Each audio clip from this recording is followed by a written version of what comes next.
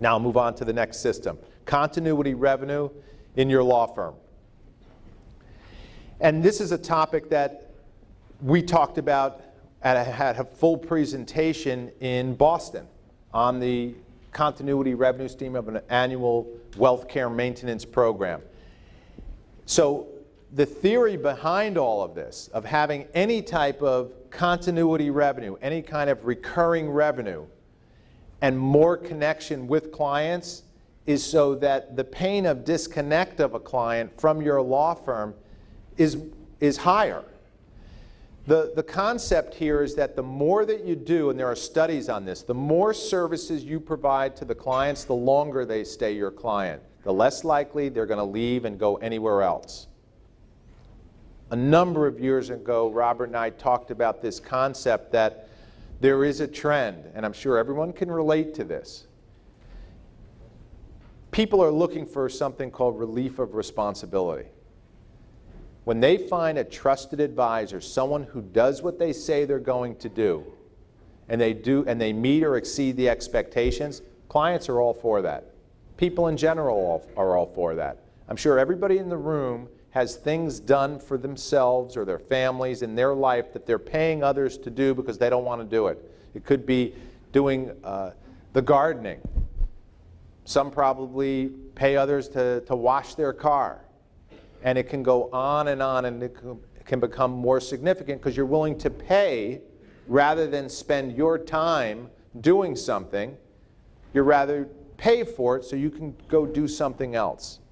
Well, our clients are willing to pay us for lots of different things. So it's our job to figure out, well, what are the problem areas? Where are the things that we can step in and provide that service? Now, whatever it happens to be, when you do this, there's going to be some expenditure on your part. And it's really an investment on your part, which whatever it is, that investment is going to produce both current revenue, and it will also, once you produce a stream of revenue that's recurring each year in your firm, that's also increasing the value of the entire firm. So you get current revenue, plus you're building more equity in the business. So the areas that we're aware that this can be done is if you do tax returns. There's a number of firms that do tax returns. Those are recurring every single year.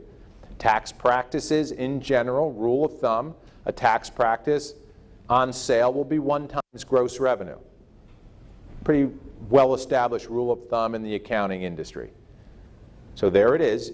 Whatever it costs for the investment, then you're getting revenue currently each year for that, and then it's going to be a value, it's equity that's being built. Annual maintenance program, exact same thing. There's some investment in it, but then you're ultimately going to get a yearly revenue, and then you have a stream of revenue each year, and that'll go to equity. On the bottom there's Docu Bank. A lot of times Docu Bank is folded into an annual maintenance program. Some are just charging separately. Some have decided to include that as part of the overall wealth plan, and that way they just make sure it's covered in the fees that they charge for their plan. And then the one that I skipped over is one that we'll be talking about at the next event, because it's ILET administration and sending out the crummy letters. And we'll talk about it more at the next event, and probably before the next event we'll probably introduce it through a webinar, because there's actually a company that has developed software and is doing that on behalf of anyone with an ILET. And they started, and they'll go through the story, but this company started because they were working with big law firms, and they were actually on the insurance side of things, and they were doing this work for big law firms, and they were doing the ILETs for all the partners. Hundreds of partners in the law firm, and these were big, actually it started, I believe it was in New York, big New York law firms. And they were doing all this, and the law firm partners were all complaining about, is there anything that you can help us with on all these crummy letters? So these were lawyers complaining about sending out the crummy letters for their own ILETs.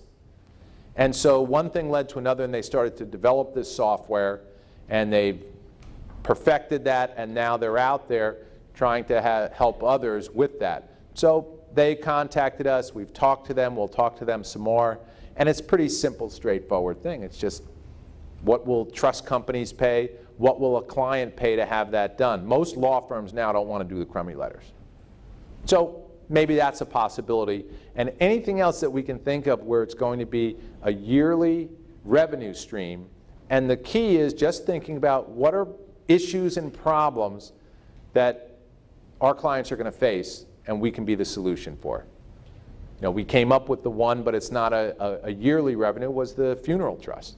It's a magnificent service for clients because they have the problem. We've seen how clients have responded to that. So that's what this is about, the possibility of recurring revenue. Again, it protects the clients, it leverages past marketing, and then it creates a stronger bond with the clients as well. On the maintenance program, I won't go through all the details because we went through all the details on how to start the maintenance program when we went through the presentation in Boston, and that is available. It's on tape, so you can go through that and learn all the steps of that. Is it worth it? Well, you know, it's not that much time. We talked about how this can be delegated to the appropriate person in your firm to be the champion of this project, and then report to you on how progress is being made. And a number of firms have jumped on board. You just have to decide when you want to do it. Since we're right now, here it is October, well, maybe a good deadline, another action item if you don't have the annual maintenance program up and running. Then right now, here we are in early October, and you can assign this project to somebody to start working on it between now and then shoot for either the beginning of the year or certainly by July of next year to get this thing off the ground and get it implemented. We go through each step of it, including the meeting agenda. So it's real easy to get it done. Talk to your practice building consultant. All the details are in the spring 2010 Boston material that are online. And the bigger picture, and this starts to go into the last system that we'll cover tomorrow morning, but I wanted to put it here so you start thinking about it, because it's really starting to think about building a mini conglomerate that's all yours. And it starts with the fact that you have an estate planning law firm. And we had this conversation 10 or 15 years ago when we first introduced financial services. And we said that right now, within your existing estate planning practice, there is another business. And you have the most important component of that business. You already have the clients. And that business was financial services. And lots of members have added another company for financial services. In some cases, financial services has equaled and in some cases exceeded the revenues of the law firm. Other cases, it's still a healthy six-figure number in financial services. So now, taking the same concept, it's just expanding that and saying, well, what other problems are there? Where else is there synergy between what we're doing and what we might be able to offer? We want to make sure that whatever we do, each is its own profit center. And the law firm is really just the platform to launch this next service. And clients respond to it. Clients love this. And it all goes back to the relationship that you have with them. They're looking for value. They're looking for convenience. And they're looking for trust. In thinking about that, you know, look at what Amazon did. Amazon started by selling books. That's where it started. They were selling books. They had this platform, they had customers, and then it dawned on them, wait a minute, we can sell something else. And then we can sell something else, and now, where do you go to buy anything? You go to Amazon. Well, the same concept, it's not that much different conceptually. We have a group of clients. What else can we help them with? And we've seen it. Financial services, they've responded tremendously. Doing tax returns, very happy to do that. Funeral trusts, happy about that as well. Wealth maintenance annual programs, they're happy about that. So we're always on the lookout, what's the next logical thing that we can help them with? And we'll talk a little bit more and we'll introduce something new tomorrow morning when we talk about extending into other services that make sense. So as the cost of acquisition, you want to be ahead of the curve and continue to offer more and more to the clients. We know that there's the lifetime value. We want to make sure that as we do this, the reason we're doing it is not making it painful for disconnection. The reason we're doing it is because it makes sense and it helps these families that we have the relationship with. The reality is that it also means there's more connection, there's more pain associated with disconnection. So that's just the byproduct of it. I repeat what Alan Kay said because I just love that.